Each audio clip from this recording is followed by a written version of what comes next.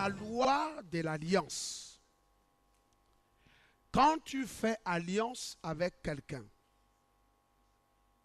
s'il arrive qu'une partie ayant contracté l'alliance ne respecte pas sa partie de contrat, 3 choses étaient possibles. La première chose, c'est que tu dois, il y avait des amendes et tu devrais payer.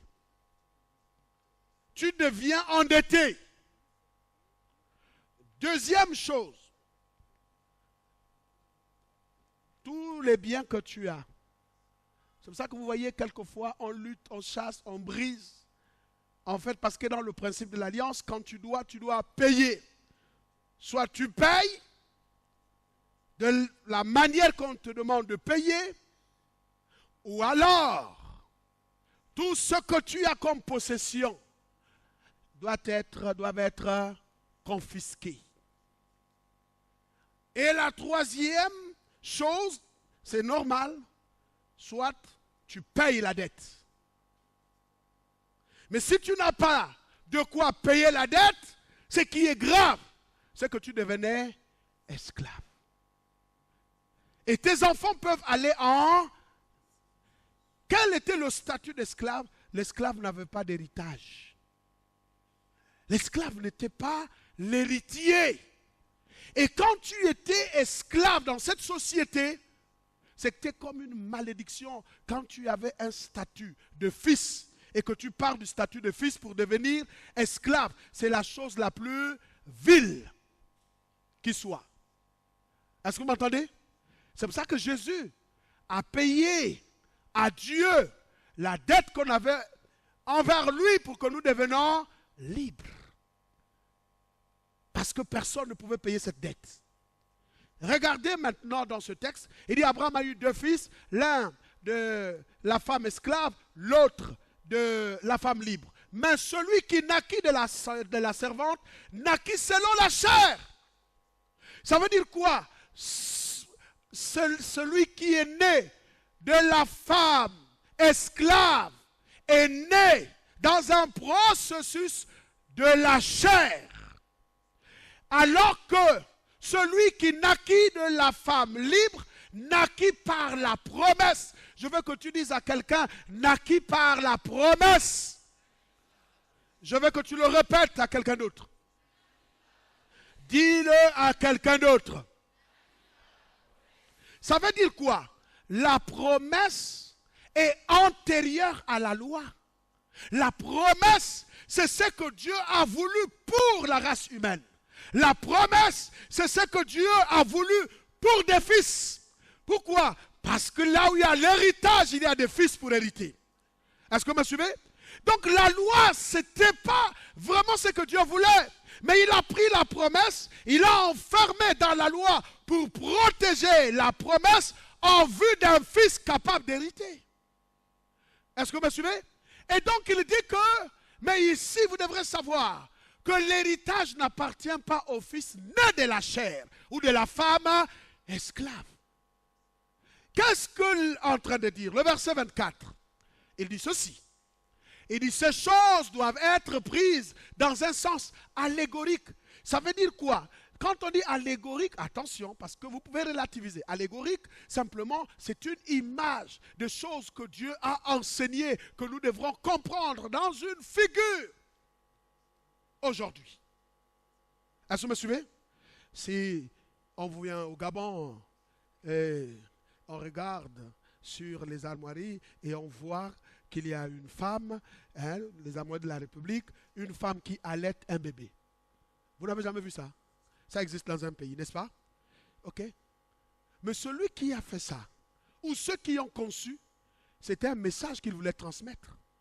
Il faut aller vers eux pour dire, qu'est-ce que vous voulez dire par là? Il ne faut pas seulement voir ici cette image, ou ce dessin, ou cette figure. Il faut comprendre qu'est-ce que la figure veut dire. Quand ils auront atteint l'objectif, si peut-être c'est la prospérité, quand le pays sera prospère, ils vont dire, c'est à l'image de ce que nous avons conçu. C'est la direction prophétique qu'on avait donnée. Est-ce que vous me suivez? Et donc ici, il dit, ces choses, il faut les prendre dans un sens allégorique. Ça veut dire que beaucoup, Paul est en train de dire, beaucoup n'avaient pas compris ça. Parce que c'est allégoriquement que Dieu est en train de nous parler pour la figure actuelle qui est une réalité. Et ensuite, il dit, ces choses-là, il dit, car ce sont deux alliances. Ah, ok. Suivez-moi très bien. Et je vais vous parler un peu un instant. Quand il dit, ce sont deux alliances. Est-ce que dans la Bible, il y a eu plusieurs alliances? Est-ce qu'il y a eu plusieurs alliances? Mais quelles sont les alliances principales dans la Bible? Hein? Quelles sont les alliances? Et même quand Paul dit, ces choses sont deux alliances. En fait, quand on parle de la nouvelle alliance, hein, juste en référence, en fait ici, pour différencier la première. Est-ce que vous me suivez? Mais en réalité, c'est quoi la nouvelle alliance? C'est ce que nous allons peut-être comprendre. Et c'est quoi la nouvelle alliance? Il dit, ces choses sont deux alliances. Ouvrons un peu un instant. Donnons-nous le texte, s'il vous plaît. Il dit, ces choses sont deux alliances. L'une du mont Sinaï, enfantant pour la servitude, et c'est Agar. Oh. Dis à quelqu'un, oh. Regarde une autre personne, dit, oh. Ça veut dire que Paul est sérieux. Il est en train de dire que ici, c'est deux alliances. Israël n'est pas dans la première. En fait, quand on dit Israël, Israël, son alliance, c'est ça. Il dit deux alliances, l'une du mont Sinaï. Le peuple juif est né où? À Sinaï. Est-ce que vous me suivez? Nous, Dieu nous a fait alliance avec nous au mont Horeb. Une alliance qu'il n'a pas faite avec nos pères. Ça veut dire que nous sommes dans une autre alliance que celle de nos pères. En d'autres termes, il dit quoi? Il est en train de dire, l'une du mont Sinaï enfanta pour la servitude, l'esclavage. Il dit, et c'est Agar, en termes symboliques. Pourquoi? Parce que le patriarche, l'auteur, ou encore le père de la foi, et qui est ici devenu le symbole de la bénédiction de tous les enfants, c'est Abraham. Et Dieu a écrit la vie d'Abraham en double. Il a voulu montrer Abraham selon la chair, et Abraham selon son appel et selon l'esprit. Abraham selon la chair a fait les choix de la chair. Dieu lui avait promis un fils, il allait prendre encore un autre fils qui n'était pas dans l'alliance que Dieu lui avait faite. Est-ce que vous me suivez? Donc ça veut dire quoi? Il y a donc deux lignées. Comment dirais-je? L'une venant de la femme esclave et qui est un type d'alliance selon la chair, et l'autre venant de la femme libre, qui est un type de femme libre et qui, par elle, découle des fils et des filles libres. Ces deux alliances, il le dit ici, il dit, la servitude est née au mont Sinaï, c'est la loi. Ensuite, le verset 25, il dit, Agar et le mont Sinaï, et le mont Sina, ou bien Sinaï en Arabie, et correspond à la Jérusalem de maintenant.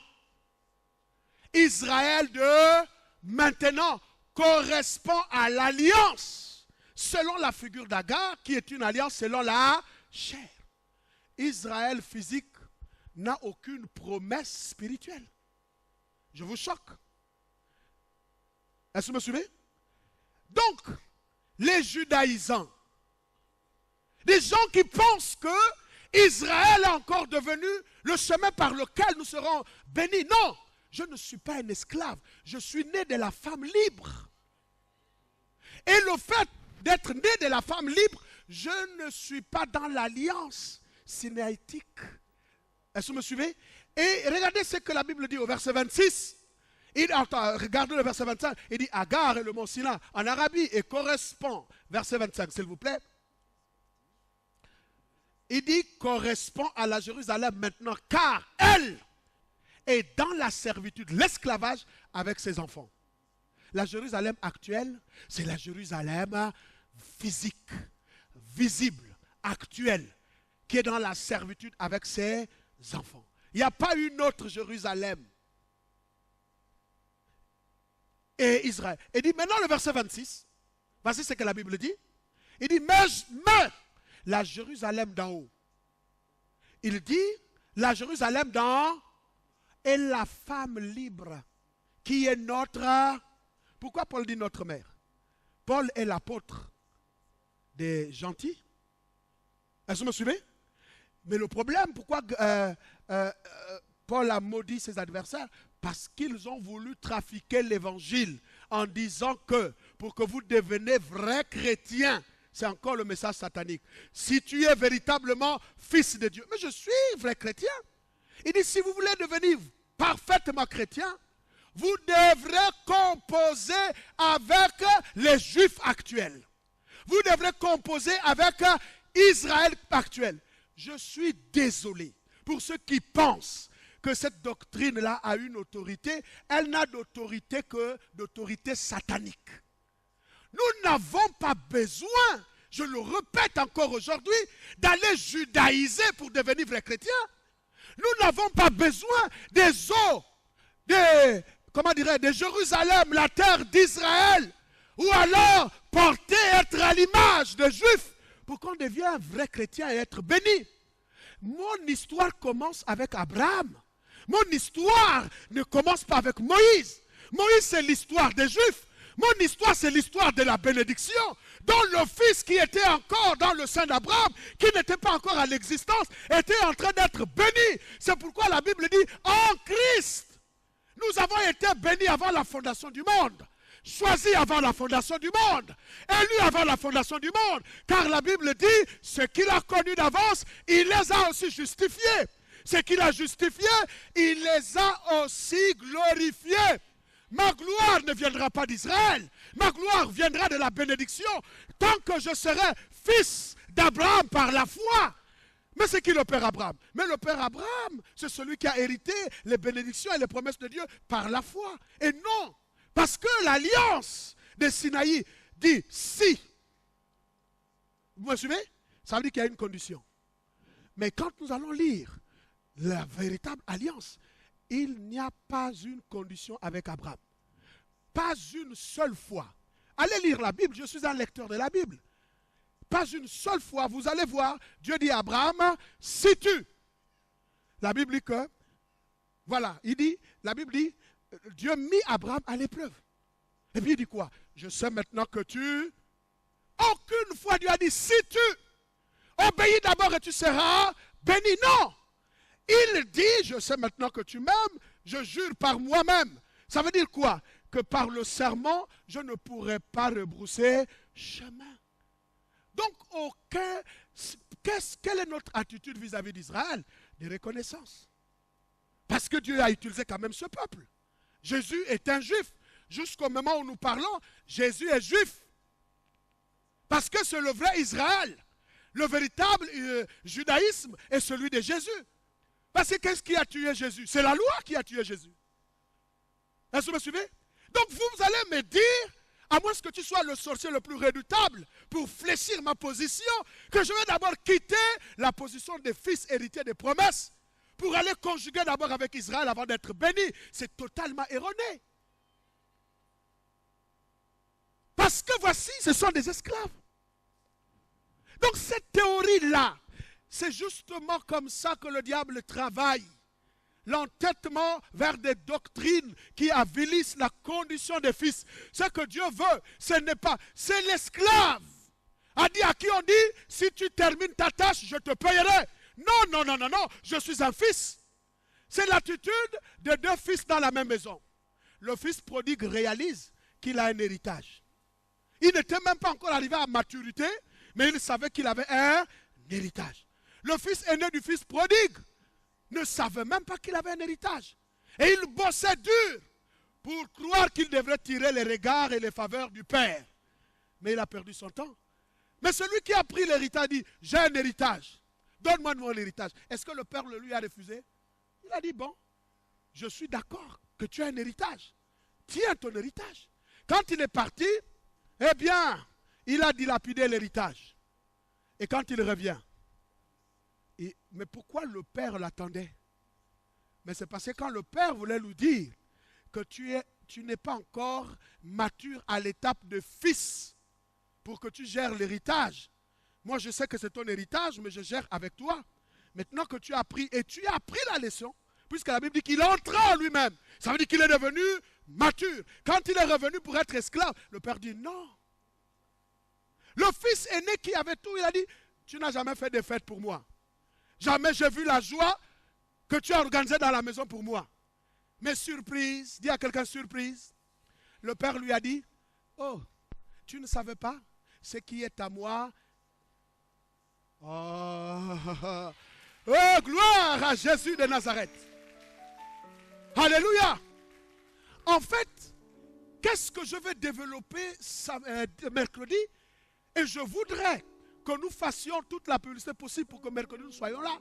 Je veux développer ici l'intention de Dieu, comme je viens de... Mais pour vous montrer, c'est quoi un fils? Quand le diable dit, si tu es fils de Dieu, transforme ces pains. C'est que le diable savait que c'est possible pour des fils. Jésus n'a pas dit, tu mens. Jésus a dit, non, c'est d'abord le temps de manger la parole. Quand je sais que l'homme ne vivra pas seulement du pain, mais de toute parole qui sort de la bouche de... Ça veut dire, quand tu es un fils, pourquoi il dit que toute la terre m'appartient? En d'autres termes, toute la terre m'appartient, c'est mon héritage, mais tu es l'héritier de mes possessions. C'est-à-dire que tu peux hériter. La Bible dit, heureux ceux qui ont des cœurs purs, car ils hériteront, non pas le royaume. Vous êtes toujours dans le royaume, on est sur la terre. Hein? Alléluia. Ils seront héritiers de la terre. C'est pas ce qui est écrit? Alléluia. Et non, heureux les fils de paix, pardon. Voilà.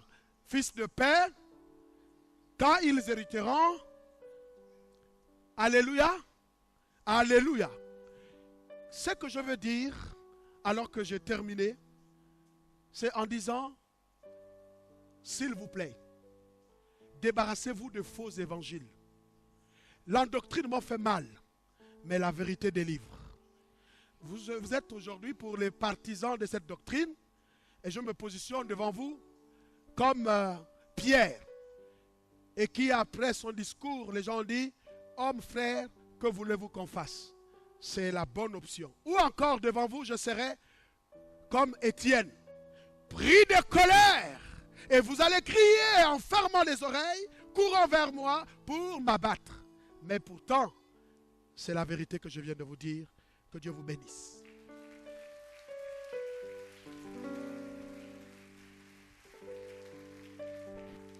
Est-ce qu'on peut se lever, s'il vous plaît? Je voudrais ici guérir l'église de mon pays de cette plaie. Je vous dis mercredi, sans, comment dirais-je, je vous dis, nous allons comprendre. C'est pour ça que vous allez voir, Éphésiens dit toujours, selon les desseins éternels. Selon les desseins éternels. Ça veut dire que depuis l'éternité, Dieu a eu pour nous des objectifs bien clairs. Et c'est ce que nous allons développer mercredi. Nous allons faire un séminaire mercredi et vendredi. C'est extrêmement important de savoir quelle est notre position vis-à-vis de Dieu et comment l'Église doit conduire les gens dans ce but. Alléluia. Lève ta main, dis avec moi, oh Dieu, je sais une chose, ce que tu veux pour moi, que je sois héritier des promesses et de la bénédiction d'Abraham. Abraham, tu as fait alliance avec lui avant l'alliance avec Moïse. Et notre histoire, c'est l'histoire du père Abraham, qui revenait des nations païennes, dont les parents étaient des adorateurs des idoles,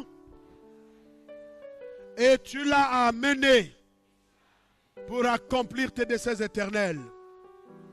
Oh Dieu, je veux grandir comme un fils et non comme un esclave. Je veux grandir comme un fils, comprendre les mécanismes de ta parole. Donne-moi de grandir, de comprendre ton plan depuis les temps éternels dans ma vie. Je sais une chose, comprendre la parole dénote d'une volonté. Fais-moi grâce au nom de Jésus.